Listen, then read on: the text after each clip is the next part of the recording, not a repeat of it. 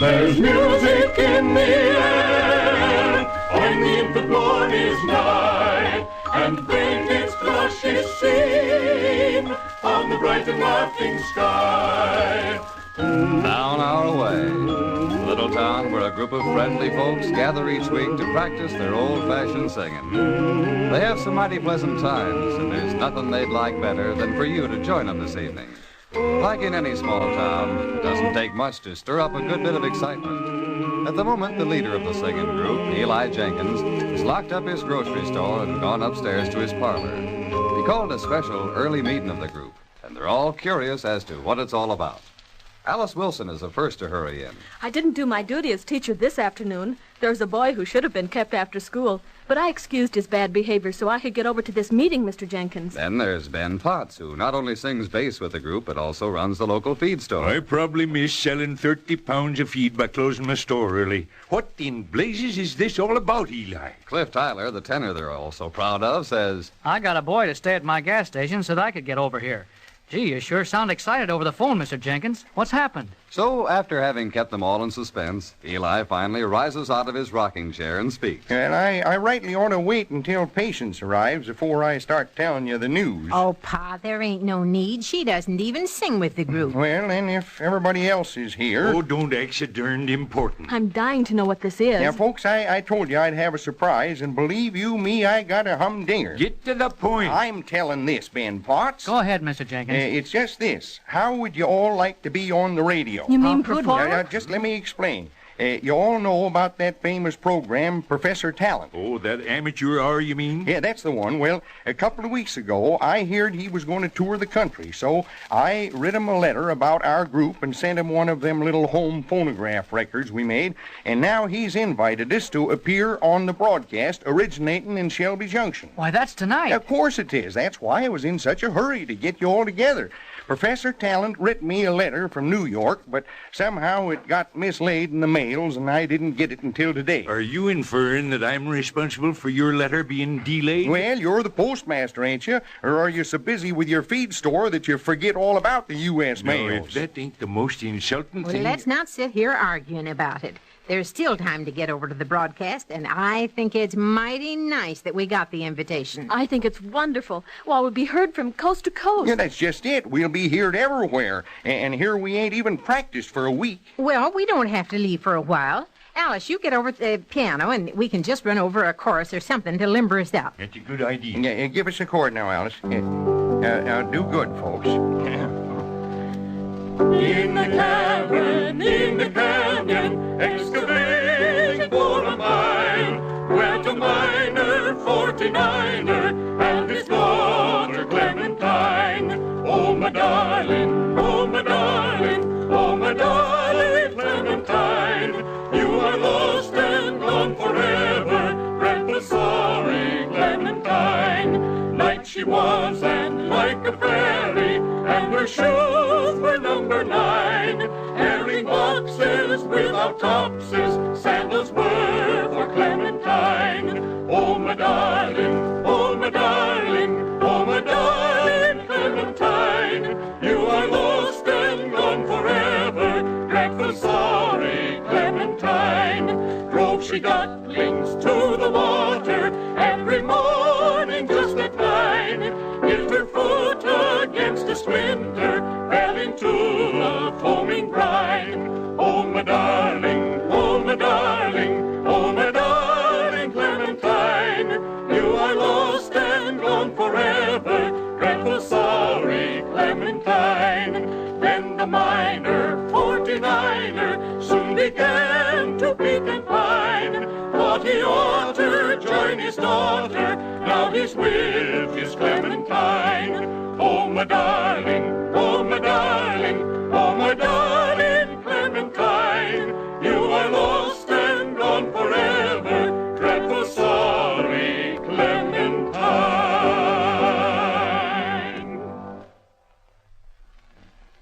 It's a pretty big honor that's come to the folks down our way to be invited to appear on a famous radio program. Eli Jenkins is trying to fulfill his duties as leader of the group and has given them last-minute instructions as they approach the Shelby Junction radio station. Now remember what I say. Just leave everything to me. If any talking needs to be done, I'll do it. You'll do it whether it's needed or not. Ain't that the truth? I can't imagine Eli keeping still. Yeah, you're one to talk, Patience, P-boy. You got a mouth that's the nearest thing on this here earth to perpetual motion. I don't know why I ever promised to let you recite some of your poetry on this program. It ain't your program, and Professor Talent wants me to read one of my poems. Needless to say, he ain't never heard none of them. Here's the entrance, Pa. Yeah. Now, remember, Cliff and Alice and all of you. Now, just leave everything to me. Okay, Mr. Jenkins. Out of the way, young fella. Let us in quick. I beg your pardon, but I am Professor Talent's special usher. It's my duty to collect tickets before any person passes into the studio. Now, don't be getting flipped with Eli Jenkins, youngster. I'm the sheriff down our way. If you are here in your official capacity, I demand to see your warrant. I know my criminal code. You can't enter without a search warrant. Why, if that ain't... Now, look, there ain't no need of getting nasty about this. We just want in, so move aside. If you can produce tickets of admittance, I shall gladly escort you to seats. But I ain't got no tickets. Then I regret that I must bar you from entering this broadcast studio. Tarnation, thunderation. You can't keep me out. Oh, I can't?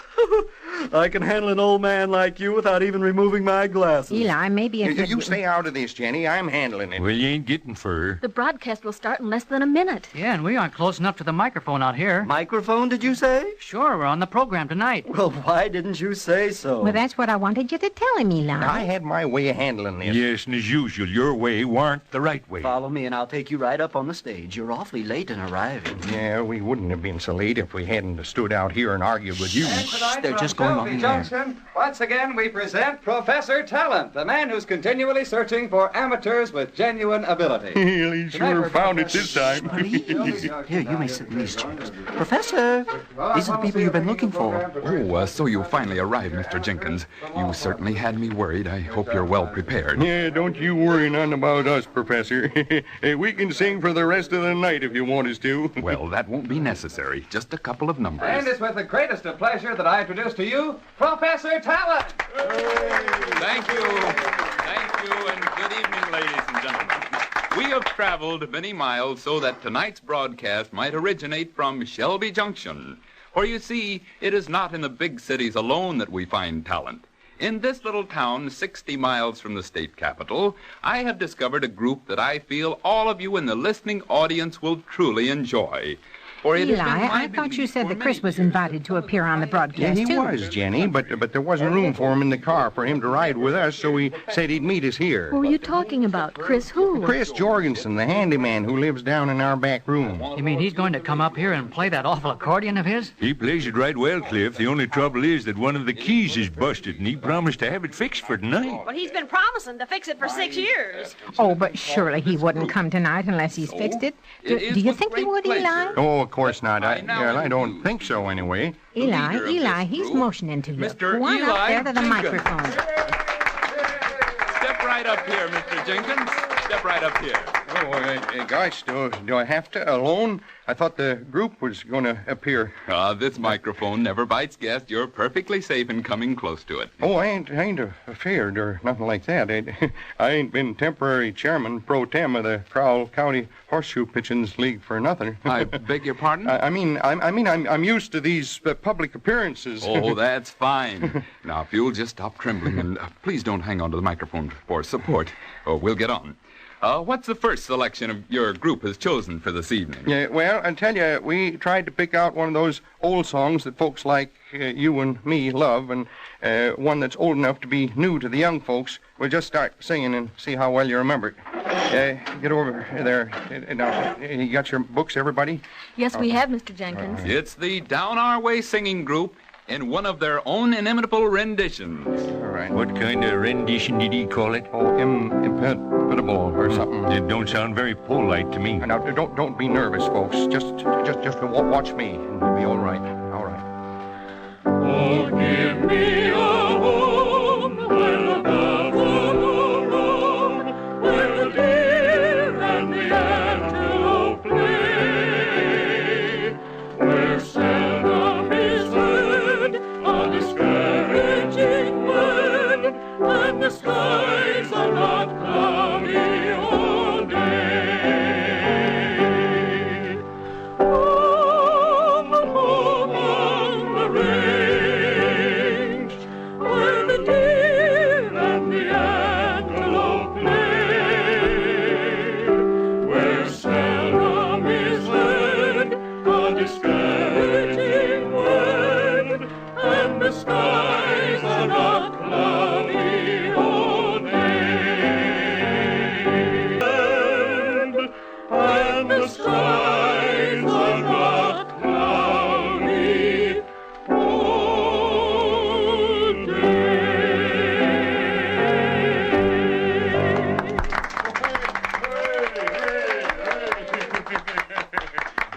guess they liked it, Ma. Thank you, folks. Thank you.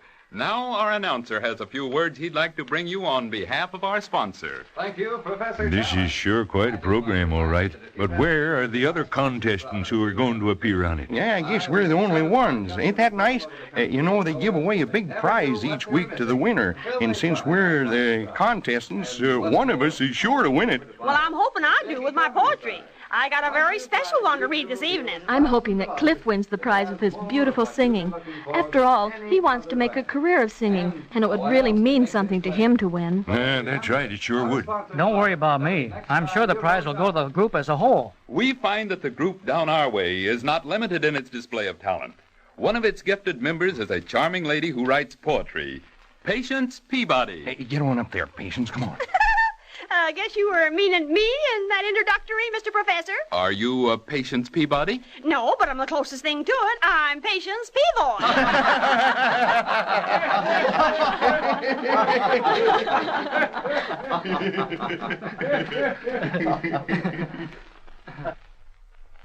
I see you're also a bit of a comedian. Oh, I'm lots of things. I'm also an asteriologist. A what? An asteriologist. You know, I tell people how the stars influence their lives. Now, for instance, if I knew when you was born and at what time of day and how old you are and... My good woman, if you knew all that, I'd be afraid of blackmail. Now, let's find out more about you. What do you sing with the group? Well, I sing soprani, but not with the group. Oh, why, your name was included on the list. Well, I'm what they call the silent member.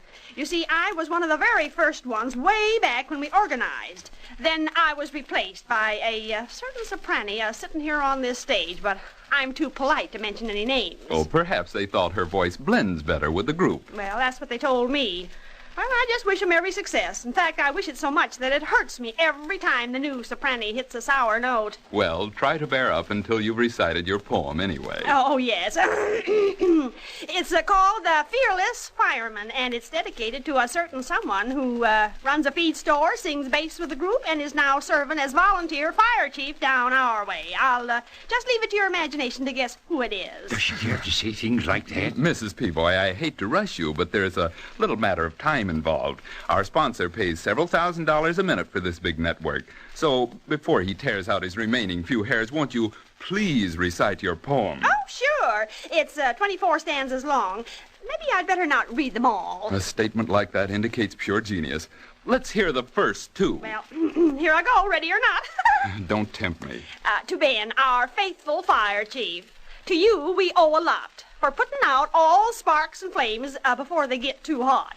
But, old Ben Potts, I want to ask, what can you do about the fires you start in women's hearts? How can you put them out? Thank you, Mrs. Peaboy.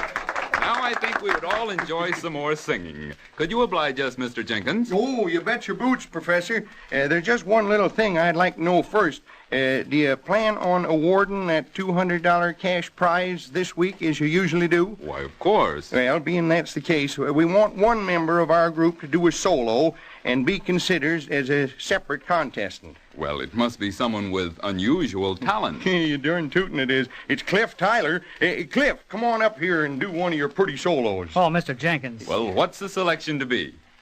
The first song my mother ever taught me to sing, and I sure hope she's listening now. When Irish Eyes Are Smiling.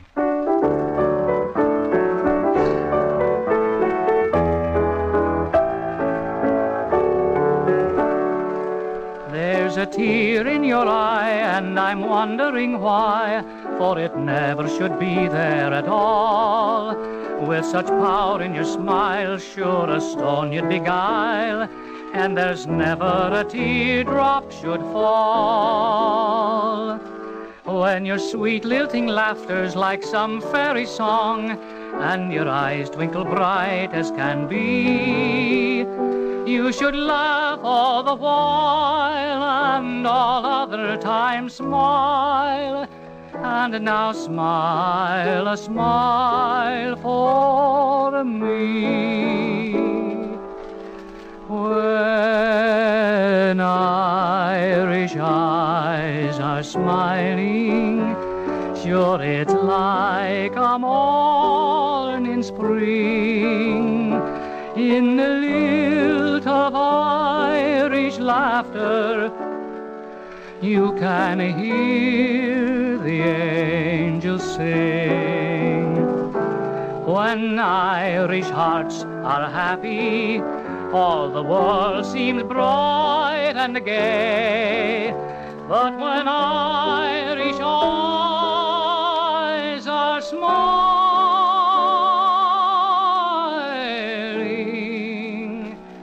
sure they steal your heart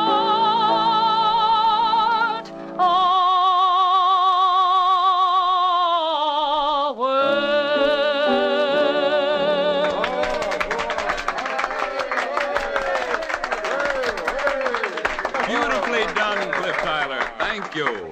And now our announcer. Folks, the sponsor of the Professor Talent Program would like to convey this one little thought to you. Eli, He'd like for you to try why one do you box of suppose his Chris fine doesn't get here? Now, don't start fretting about it, Ma. If he don't show up, we'll just do more group numbers. Well, I hate for the professor to think he's not interested enough to even show up. Oh, there's so blame many of us are setting up here on exhibition already that I don't think anybody misses Chris. I sure didn't know that we'd had set up here on stage. Don't think, Yemeni, if you don't let me in here, I'm going to have to do something that I don't like to do. Why, that's Chris. You can't get in there. There's a broadcast going on, and you don't have a ticket. I don't need no ticket. But you can't. I sure didn't like to do that, and I hope you'll excuse it, Professor Talent, but I just had to so I could be on your show. Well, I suppose such determination should be rewarded. Well, I'm awful sorry, and I sure tried to make it up to you with my playing. I played the accordion. I got it right here. Hello there, everybody. You did fix that bad note, didn't you, Chris? Well, I tell you, Well, you're the soloist Mr. Jenkins told me about, I presume. Well, whatever Mr. Jenkins says goes by Yemeni. You see, I live in the room behind Mr. Jenkins' store, and he just the nicest fella you ever seen. Well, that's fine. Now, would you, Well, I'm just the town handyman, you know. Whatever need fixing, I fix it. Did you fix your... please, we must get on with the broadcast. Will you, kindly play that squeeze box or whatever it is you do with it? Ladies and gentlemen, this is Mr. Chris Jorgensen. Chris Jorgens, I mean Jorgensen, who will do something for you. I'm not quite sure what. Yeah, well, I'm going to play the last rose of summer for you, but this accordion, I've been trying to get the note fixed. It's... That key is busted, but this black one right next to it is so close, it won't just use that one when I come to the busted one. It's so close, it won't make any matter. I'll play the last rose of summer for you now.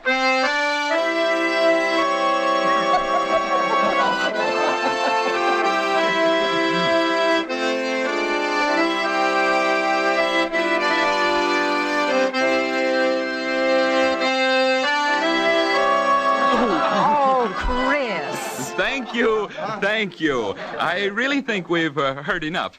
Too much, in fact. Now is the time for our judges to reach a decision on the winner on tonight's broadcast. Just to refresh our memories, I'd like to review tonight's contestants. First was Mr. Jenkins' singing group. Would you say a word, please? Yes, sirree. I'd just like to say that we get a heap of fun out of our singing. And next was Patience Peavoy and her poetry. Yes, and I've been... Let me handle this, Patience. Hey, Professor, you got one of the finest poets since Longfellow in this little lady. Really? I didn't notice. Why, she's had a lot of her books published, and they was all full of poetry. Published, you say? Eli, you know that. Why, sure. Lots of them was published. Has your singing group ever had any professional engagements? Professional engagements?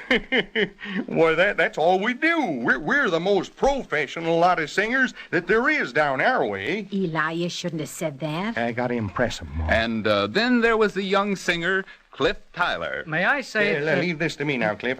Professor, Cliff just wanted to tell you that if it weren't for having to give up his gas station business down at Three Forks Junction, he'd go back to singing in them big New York shows. Oh, he's appeared on Broadway. Oh, not right on the street. He's always been in a theater. Oh, I see. Well, this puts a different light on things. What about Chris Jorgensen? Chris. Oh, he just plays for himself. Nobody ever listens to him at all. Well, thank you, Mr. Jenkins, for your information. Oh, it is nothing. Glad to oblige. How was that, Ma? Well, Eli, judges you are shouldn't now have said deciding all on a them winner things that in weren't tonight's true. Yeah, but Jenny, I was just making it all sound good. Thanks for giving me a build-up. But, gee, I've never been closer to a Broadway stage than the 58th row. And you said my poems had been published, Eli. Well, I just wished it was true. And according to the stars, That was the biggest lot of poppycock I ever heard. Well, tarnation and thunderation. It was just little white lies. I thought it would make us all seem so much better if I told him that. You sure didn't give me much build-up. Well, how could he the way you played? We are now ready to announce the winner in tonight's contest. It is Mr. Chris Jorgensen. We hasten to explain that this is due to unusual circumstances. This program is dedicated to amateurs. So, when Mr. Jenkins said that all the others had had a professional experience, they were immediately disqualified. The only remaining contestant is Mr. Jorgensen. With the good wishes of our sponsor, we present you with this prize. Thank you so much. Would the singing group please oblige us with a number to close our program? Oh, you bet we would, Professor. Come on, folks. Gather around the piano here now. Play it in the key of E flat, Alice. Everybody now, all together.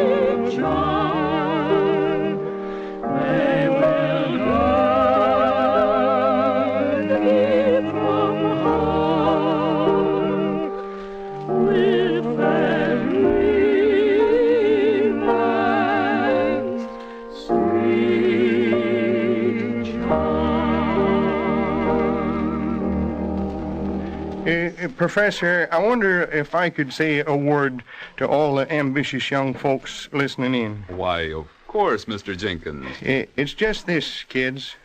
Something happened that just proved to me again that it don't never get you nowhere to stretch things. I thought I was doing some folks a favor tonight, and here I went and messed everything up. I guess a lot of folks think they have to stretch it when they're telling about what experience they've had. But believe you me, kids, if it's a job or a prize, it don't never pay to do nothing except tell the truth. There's music in the air.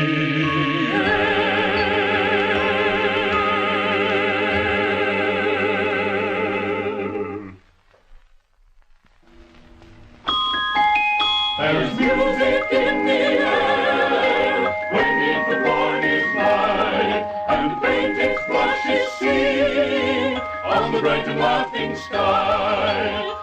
It's going to take a little time to settle back to things after this exciting evening spent down our way. Guess maybe the folks just weren't cut out for appearing on the radio. They'd rather get together and practice in Eli Jenkins' parlor. And if you'll drop in again next time they gather, they'll sing you some beautiful old-fashioned songs. Down Our Way is written by Shirley Thomas and produced by Walter White, Jr. This is a Commodore production.